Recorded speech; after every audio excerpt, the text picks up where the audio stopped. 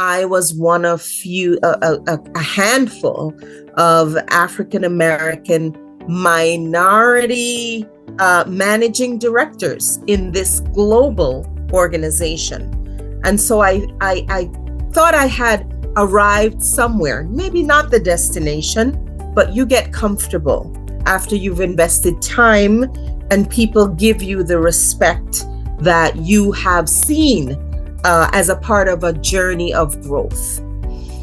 Well, things changed for me very quickly, overnight almost, when I got a new boss. And we seemed to have a different perspective of the qualifications to do the job that I had been doing before he got into the department. And very quickly, I realized the world around me was not one that I created for myself. It was a world that I adapted, nourished, and nurtured for other people.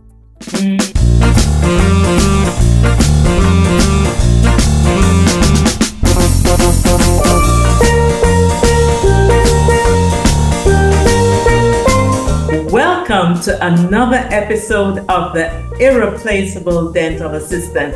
Listen, you know this space. You've heard this voice before. We have Natalie Borneo back with us. She was earlier on in episode 5 talking about transferable skills. Natalie, welcome back. Wow, ball of energy. I am thrilled to be back. I love having conversations with you because, you know, we almost speak with one voice. So thank you for having me back.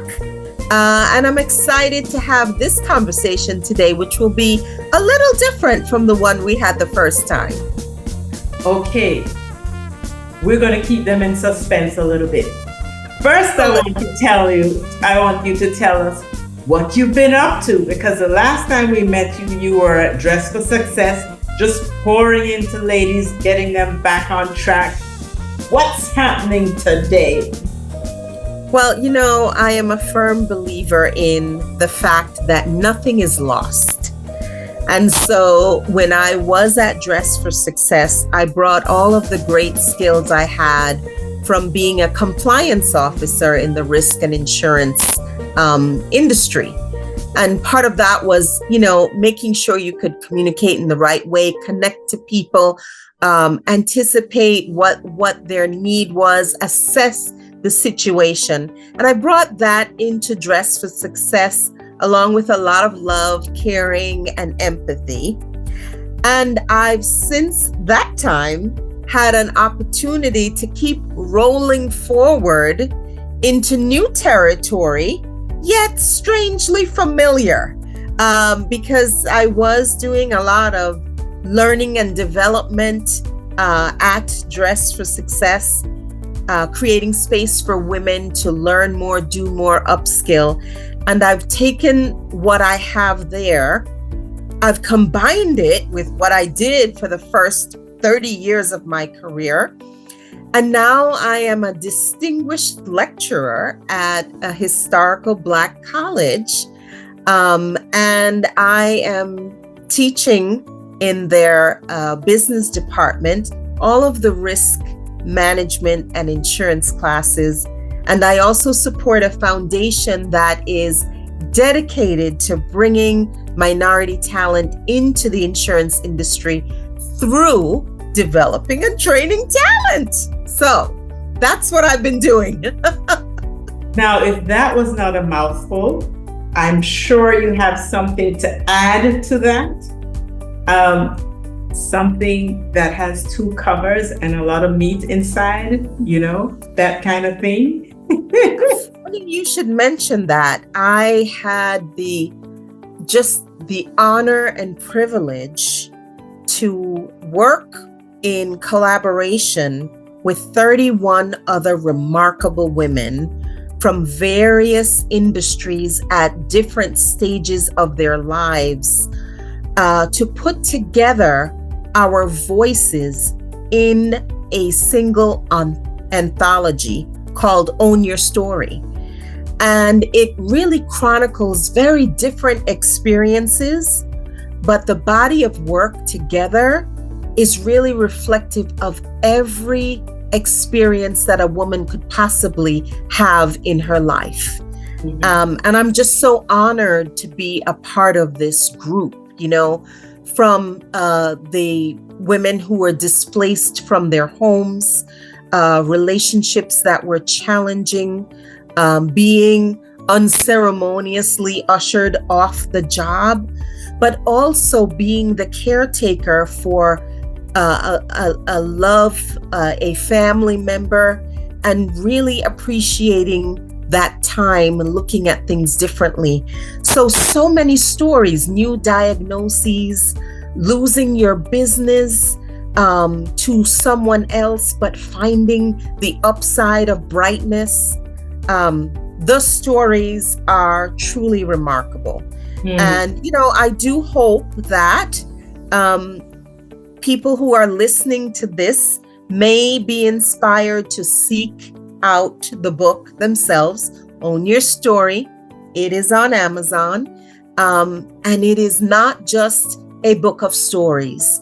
It is the voices of women who have lived the lives that some of us are living right now, today.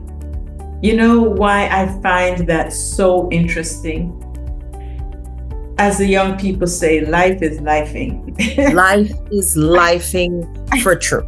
If we don't understand that resilience is part of everybody's story, that it can feel depleting, it can de-energize you, it can demotivate you, but hearing other people's stories about how they may have gotten the wind knocked out of them and they just decided, look, I'm not going to stay down, I'm going to bounce back up. And knowing that it wasn't necessarily an easy journey, but it was a necessary journey and an empowering journey.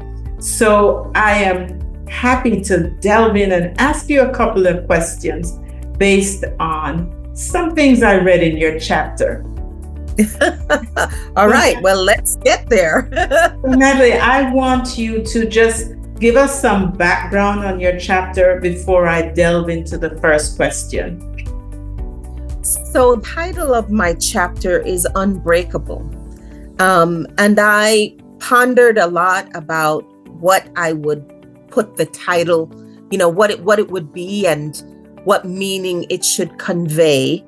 And I came up with Unbreakable because it really speaks to determination, but it also speaks to challenge and risk.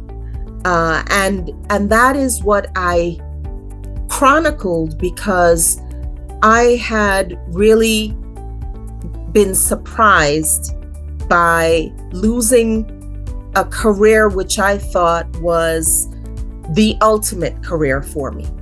Being in an industry for 30 years, you develop a reputation, you have seniority. I was one of a handful of African American minority managing directors in this global organization. And so I thought I had arrived somewhere, maybe not the destination, but you get comfortable after you've invested time and people give you the respect that you have seen as a part of a journey of growth. Well, things changed for me very quickly, overnight almost, when I got a new boss. And we seemed to have a different perspective of the qualifications to do the job that I had been doing before he got into the department. And very quickly, I realized the world around me was not one that I created for myself. It was a world that I adapted, nourished, and nurtured for other people. And it took me a long time. I had to go back to the very beginning, to my childhood, to understand myself and the experiences and the influences in my life that made me the person that I, evolved into. I had to understand living in a family with a single parent who was driving and really motivating, and also wrestling as a young person with that great sense of loss and figuring out how to fill that void. Myself being involved in a couple of relationships that were not necessarily positive, which propelled me into an advocacy mode where I would fix the world, but I actually ended up ignoring my own development and my own well-being.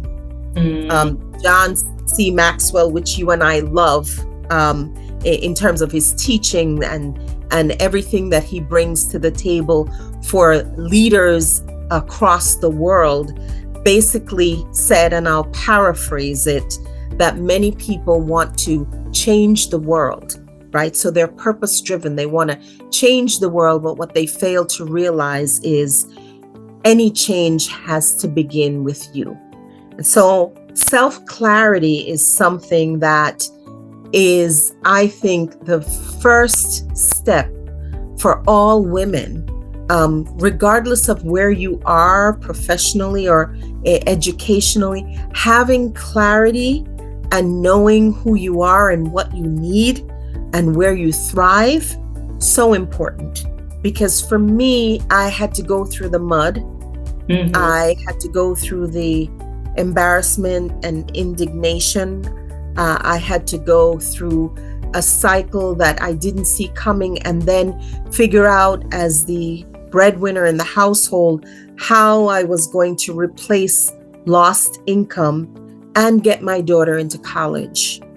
So it was a huge journey, and it did not break me, but it took me to some limits and stretching in some directions. But it's actually allowed me to rebound with stronger conviction, focus, and actually a great peace, a great sense of my own accomplishment. Even though you look at what I'm talking about and you'd say, well, I'm not sure that that's an accomplishment, but I accomplished much because I was able to find myself and navigate differently to come to a space where I am thriving. All right, so Natalie, how did getting clarity help you navigate your most challenging professional time? It's easy to get caught up in the whirling dervish of a corporate initiative and mission, and we are wired as women to always want to do the best that we can in the situations where we are. So we adapt and we change and we can assume different personas. But if we're not really clear on who we are at our core, we become a mirror, like a reflection of something that we don't own. Wow. We think we own it. We think it's part of us, but it really does not belong to us. And in fact, it may be opposite. It may be in conflict with who we really are. And that leads some people to great disenchantment and dissatisfaction after a number of years in their position, in their role, in their organization, whatever it is. If you don't know who you are, what makes you thrive well, what makes you respond, what makes you happy, how you like to show up, having self-clarity will help you understand that I don't want to lead this project because that is not where I want to be. What I want to do is do the research, or I want to be the coordinator, or so I'm not putting myself in a position where I'm not at my best. And when you're not in the right position, you open yourself to stress. You open yourself to criticism, Sometimes it's just based on the fact that you overpromise and underdeliver. So what I hear you saying, Natalie, is that self-awareness is key in gaining clarity so that you can represent the company, yes, but more importantly, represent yourself in a most authentic way. Would you say?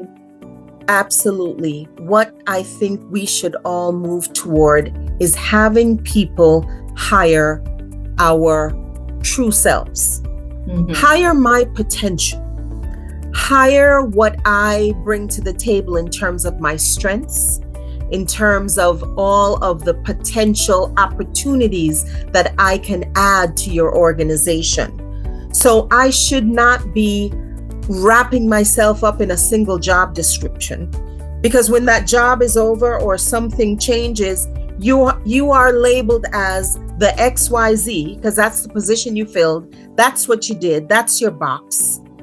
And so if they decide to eliminate that position, they're not thinking, Heather Dawn has these remarkable skills. That's why we hired her to work on this. And so even if we eliminate this position, we have a place for her because we've hired her potential. We haven't hired her for a position, a seat, a chair, a project. We've hired her for what she brings to the table. You won't know how to advocate and talk about that unless you have the clarity. So I'm talking about doing some work on yourself, assessment tests to understand how you communicate, to understand your top strengths, to understand your personality traits. Then you recognize who you work well with. Right? I don't work well with aggressive people. So why would I put myself in a position to accept a job when I'm having the interview and I'm feeling the bite? I'm feeling that tension. This is not the environment for me. This is not the person I need to work with. And so this may not be the right opportunity at this time until things change, because I know where I work best. I know the conditions that I need to move forward. I know the type of people I work well with. I love that. Everything that you've said is nothing short of gold. So Natalie, let me ask you this. How do you define identity and personal brand? Because it sounds to me that you need to create this package to represent yourself in authenticity. And that comes out of not just knowing who you are, but projecting who you are. And I'm assuming that would be tied up in identity and personal branding.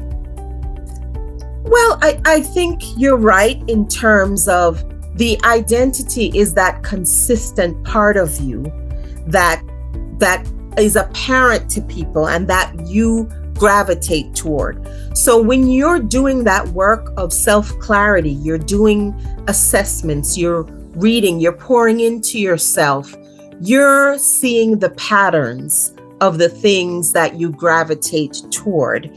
You're looking at your past accomplishments. And that's why journaling things works well to help you relax and open the mind, but it also gives you a standing repository of what you've done and the things that you have managed and the ways in which you were able to get through situations or win over people or connect with people. So when you diary and journal, it's not just to feel good.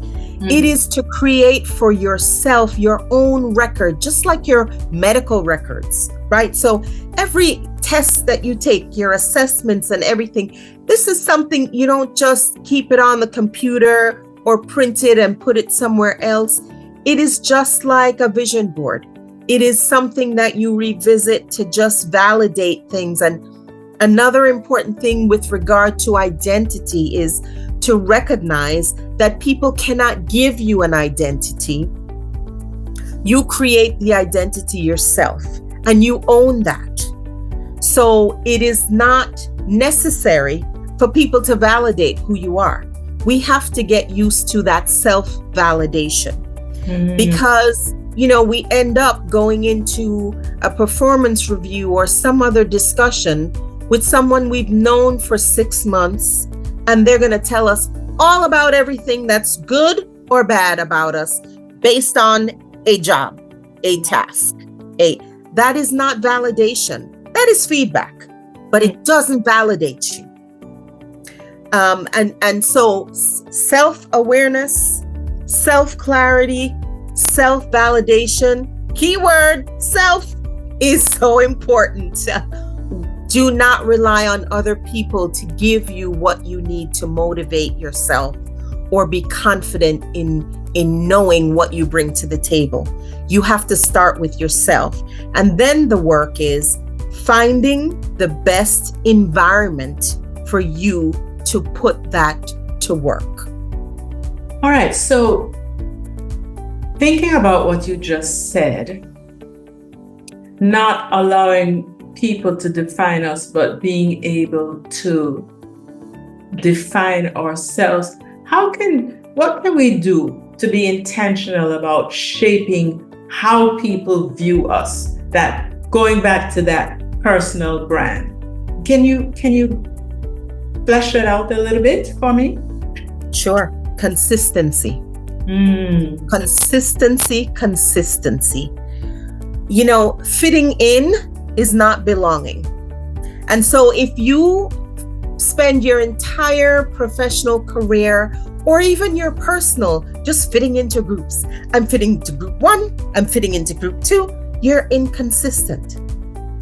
Without consistency, you don't have that solid footing in terms of your brand, as you talk about that. And so you can always get feedback, because feedback is based on a situation, an encounter, a snapshot in time, a period of A to B. That's feedback. It is not your identity, and it is not your validation. It is feedback on how you've managed to use your skills for a particular situation. Again, we learn from feedback, but feedback does not define us. Now, feedback can give you clarity in terms of, don't enjoy this work. Don't like this environment. Too much pressure. This is not what I thought. And with that information, we have to act. So don't sit in a job that is not aligned with your values. You will become very frustrated. You will be battling for your life. When you're doing your best, someone's just trying to erase, because they're not in agreement with what you're bringing to the table. We would be so much better, so well served if we could find the right environments that align with us. Again, you have to know yourself. I'm not saying that everyone should quit their job tomorrow, but it's a process. So you have to start somewhere, and you always have to have a plan, an exit strategy, which could also be looked at as your professional growth. When you've hit the ceiling and you've grown, if you decide to stay, you can stay. But when you've hit that ceiling, know that you are limiting your potential. Right? The feedback may be a sign to you that time to move into a different space. Time to ask myself some real questions. I always use the phrase stay on the grow, because I believe that you can have the same title, but grow incrementally to be able to become who you are truly meant to be by sometimes just taking stock of the ways in which you can grow. For instance, a dental assistant can start off chairside. They may opt to move to specialty as a specialist hygiene assistant. They may be able to go on and to become a hygienist. They may elect to move to the business office or by elevation, move to office manager. So it doesn't mean necessarily global, but it does mean staying on the growth so that you don't stay stuck. Would you agree? I would agree, because you don't have to be stagnant. An exit strategy could mean that I've been chairside for a year and a half. It is time for me to exit the chairside, because what I know about myself is I am an excellent technician. And so my potential to move into that next position is clear to me, that I would not just stay chairside. Yeah. And that's taking everything in. And so to your point, there is a career plan. There is a clear trajectory that's aligned with who you are, what you bring to the table, your values, and everything else. Now, if the practice in question is not for you, you're getting other feedback that's telling you something. But it does not mean you abandon that trajectory. It's just now you're job seeking for that next rung, right? Or you decide, I don't want to be in the clinical room. I am better with people and the business aspect of it. So that is where my strength lies. I'm a negotiator at heart. I still love people. I'm still a collaborator, but I'm really a negotiator at heart. I know this to be true of myself. Why? You did the work. Don't have people say to you, you'd be a great blah, blah, blah, and your heart's not in it. Yes. Your heart's not in it. We always, again, change is inevitable. Growth is a choice. And as you say, change is inevitable. Say that We again. are in a dynamic world and life changes. Yes. And even that abrupt change for me, Yes. I had to recognize that I'm in the midst of change. Yes. There are things happening that are outside of my control, but what I can control, I will. Which meant while I was going through this very devastating experience, self-care was important for me. I had to self-care, I had to take care of myself first, because I couldn't allow the external negativity and the intentional actions to define who I was. Wow. Yes. So at that time, I needed self-care. And then I took the time to do some work on myself and then look around to see where I could go from there. Again, looking back at influences, I've always been a champion of people who were maybe invisible in the room. Because I've had those experiences, and I had to challenge myself to understand how I could help people, but also help myself in the process. And one of the first and best ways to do that is to be your ultimate self. Be your best first before you become the champion for everyone else. So, there is a profound statement that I read in your chapter, and it goes as follows. I work in my work environment. I am not a product of my environment. Can you unpack that a bit for us? Absolutely. So when I say I work in my environment, I'm again looking at the fact that I've been either selected, employed, placed in a position because of my skill set, because of the potential that I have exhibited in terms of being able to not only master what the project or the activity is, but to excel and do my best. And excellence is a part of my fabric. Now, I do that and I collaborate with those who can help me to achieve and accomplish that. But I actually may be in an environment that is not the same in terms of who I am. And if, the longer some people stay in some environments, they conform, they change, they become almost, it's a muted thing. You can't tell who they are from another. And they become, or they succumb to the environment that's there. And it could be good and it could be bad. I can't say what environment, but for me, my focus and my goal is always to rise in the environment I'm in based on what I'm bringing to the table, as opposed to being so heavily influenced and succumb to the environment that I become a part of a problem or a groupthink in a way that is not healthy for me. I'm going to segue a little bit because I know a little bit about your history.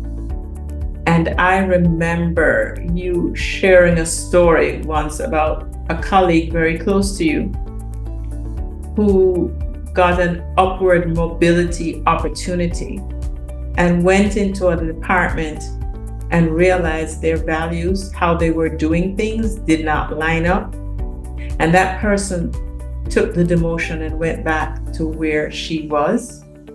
And it turned out that not long after that, there was serious investigation and there were many innocent people who just blew up in the situation because they did what everybody else did. It was considered normal in that department, even though individually it may not have lined up with their values. So that is such a salient point. Such a salient point. I don't know if you recall, it was many, many, many moons ago. Oh, I absolutely recall, because it was, again, a huge, challenging time. Around that time, there were the Attorney General was doing a lot of investigations. And so it was a challenging time. And as you said, some really good people got swept up in a very bad situation. Mm-hmm. And sometimes it's hard to, navigate. I am working on a syllabus for ethics in business. And when it comes to doing the right thing, people can rationalize what they're doing because of other influences. But again, not that it works 100% of the time, but if you really have clarity on who you are, you won't sleep at night. You'll have that pit in, that feeling in the pit of your stomach going into the office when you're like, I don't know if I can do this anymore. Yeah, that is so true. But I think on the flip side, what may happen to people is like the frog in the water, and the temperature keeps rising and they're not aware of it until. So going back to self and measuring how you're feeling about what's happening around is key. And many of us have been taught to look externally, but doing that self-check is not something that we are even comfortable doing, because we just do what needs to be done and keep on doing it without even thinking twice about what we're doing, how we're doing it, where we're doing it, with whom we're doing it, and how that is impacting us. So right. Our self-check is getting the paycheck. Oh, got the paycheck or got the bonus. And that's not a sign of things going well. It is a sign of process continuing, but It doesn't mean that things are going well. So I have $1 million question for you. Wait, does that mean I get $1 million? It's just the saying. Okay. Just checking. And where I live, my $1 million would be chump change to you. Shh, you didn't hear that from me. All right. So, what is a fail forward action strategy, and what are the benefits of this strategy? So, it's funny. We did a LinkedIn Live the other day with 19 other co-authors, and the following day we did another one with 5 co-authors. And without fail, someone at some point mentioned the word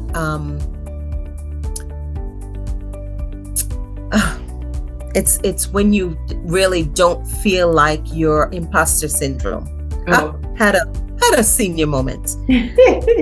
And that imposter syndrome is something that really makes us afraid of failure. But I strongly feel like it was created to be something to keep people from taking risk. So when I talk about the fail forward strategy, for me, I don't look at imposter syndrome, which is, am I really good enough for this job? Can I do this? When I look at opportunity, I say to myself, first of all, career progression is circular, not linear, because you build on things that you learn.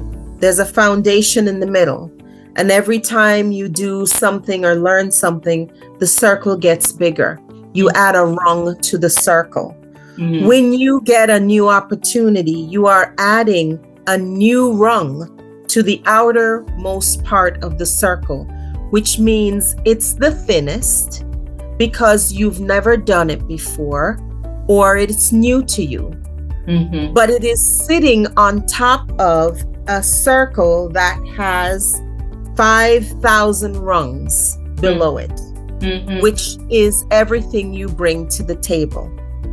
And so we should not be afraid of stepping into risk or new opportunity, because the worst thing that can happen is that we learn from our failure. We fail forward. We are at that point of trying something new because we have the potential, we have the experience, we have the background, we have years and a wealth of transferable skills. And look at those circles, just like that big oak tree, the circumference is huge. Mm-hmm. We're just on the outermost layer. So what's the worst thing that could happen? I might have to look back on the inner rungs. Mm-hmm. Or I might have to find new resources to help me, because I'll say, I tried this, it didn't work. It did not work the way it should have, but I'd like to learn or figure out what I did wrong.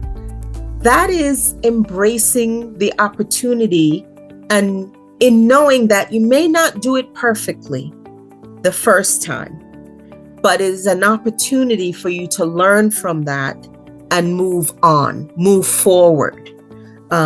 If we just limit ourselves, then we don't progress. Mm-hmm. So that word imposter syndrome, I am not an imposter. I'm a proven quantity.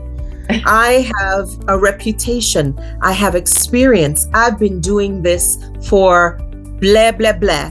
And now I have an opportunity to add a new rung to this great circle that I am calling, my career growth experience. Yes. And it may take me a little time to get a thicker line going around the circle that's there.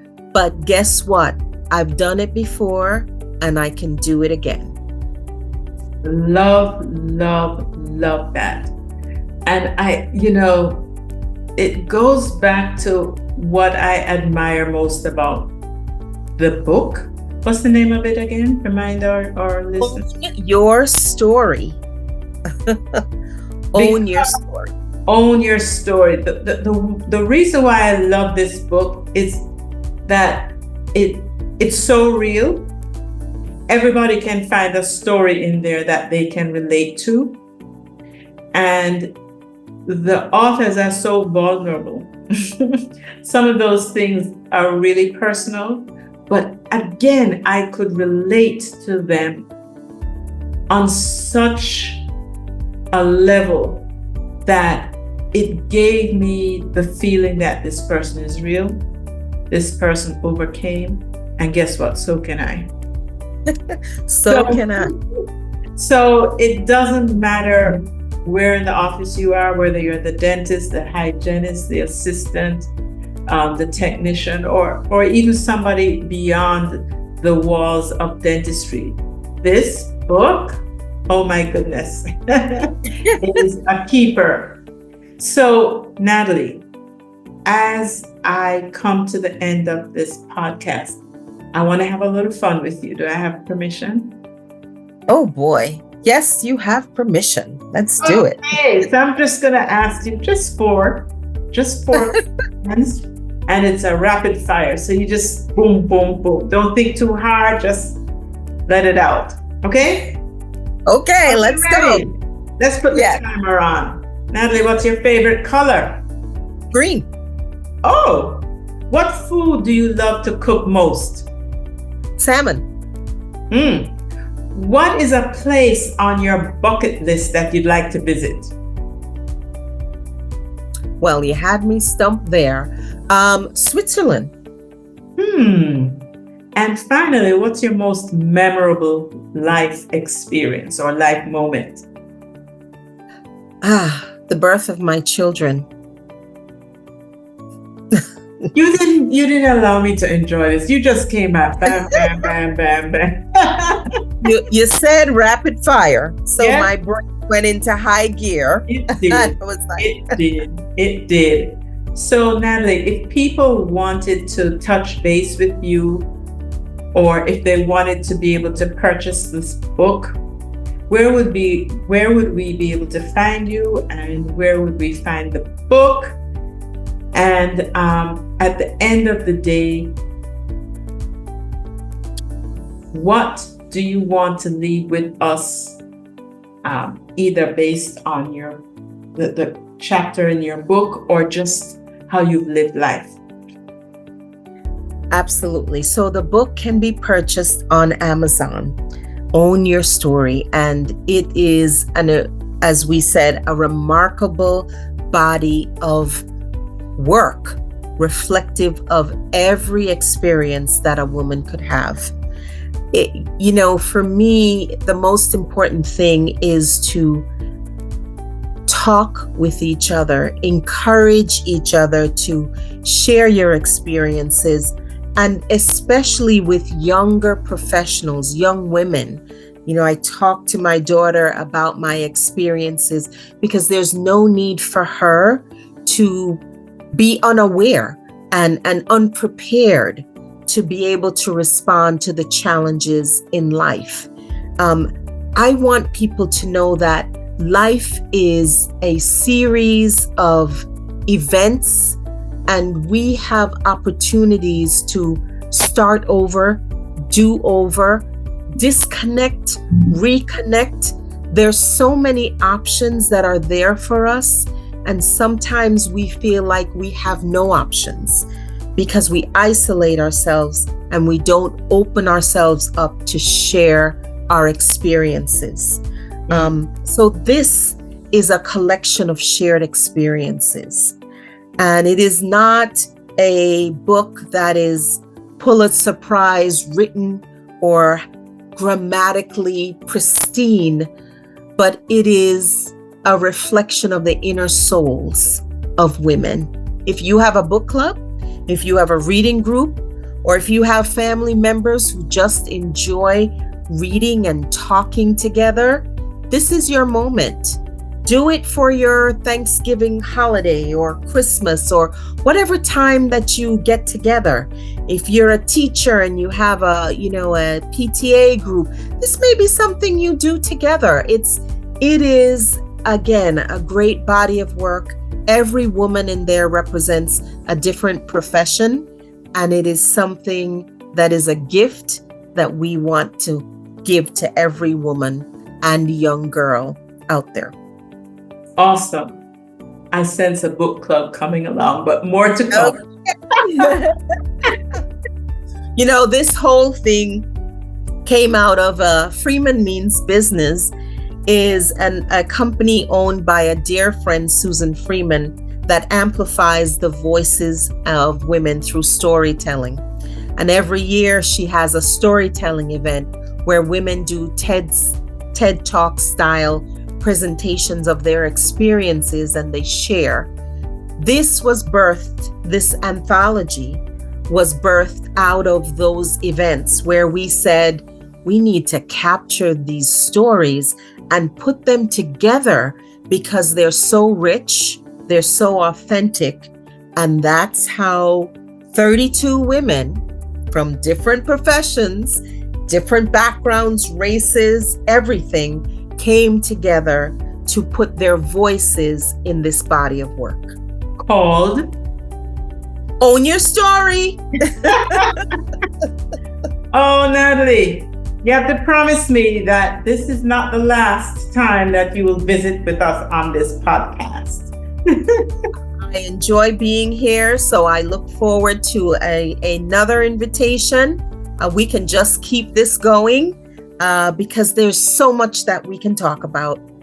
Absolutely. Until we meet again, my friend. Until we meet again.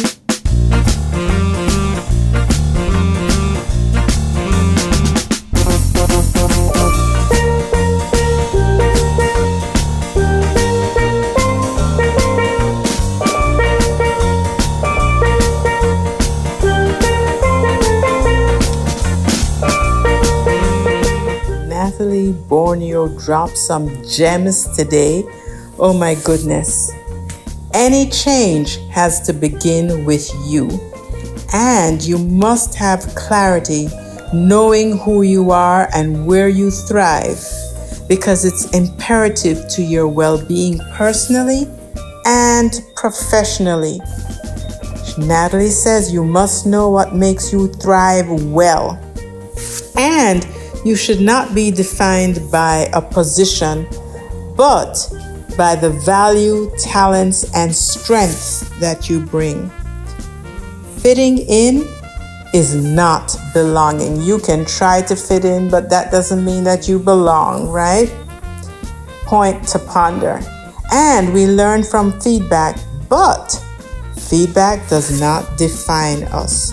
So don't sit in a job that doesn't line up with your values. It will make you miserable, and in the end, it really could ricochet negatively on you.